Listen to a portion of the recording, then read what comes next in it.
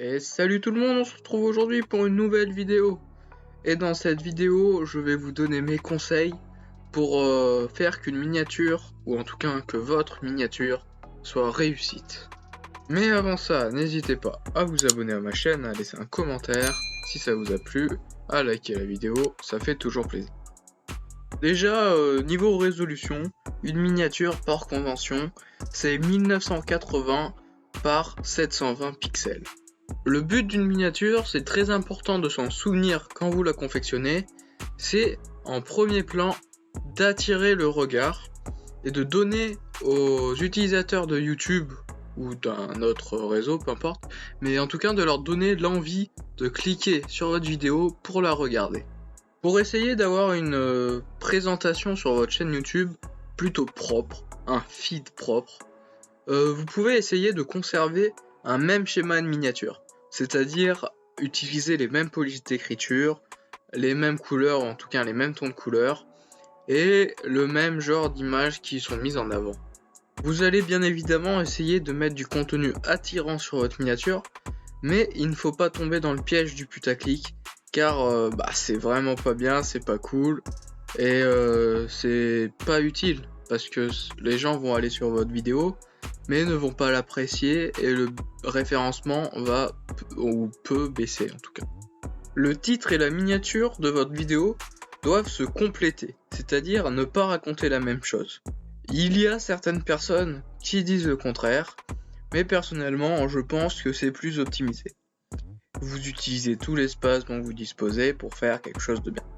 Mais vous pouvez quand même réécrire votre titre dans la miniature, même si vous pouvez, je trouve que c'est préférable, utiliser des mots-clés ou d'autres mots qui sont présents dans le titre.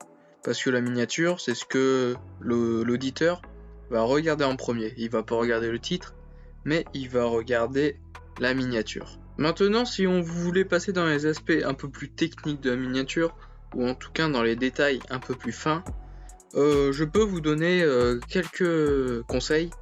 Notamment un que j'utilise plutôt souvent sur ma miniature, c'est de mettre une image de fond en lui appliquant un flou.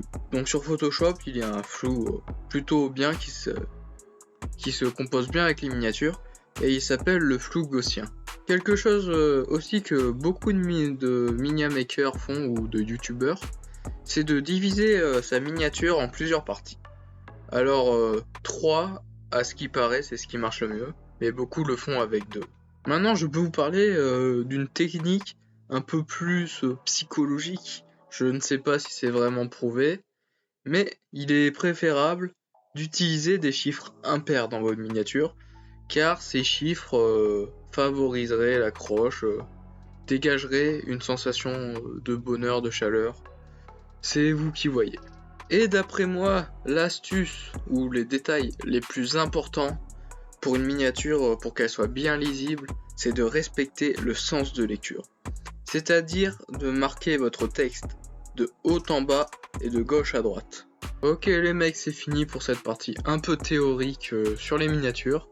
Je referai sûrement une vidéo pour l'aspect un peu pratique. Donc je vais vous montrer sur Photoshop comment je fais moi pour créer mes miniatures. Et peut-être, j'ai vu ça passer dans YouTube. Un mec qui reproduisait les miniatures de youtubeurs, c'était Gotaga je crois.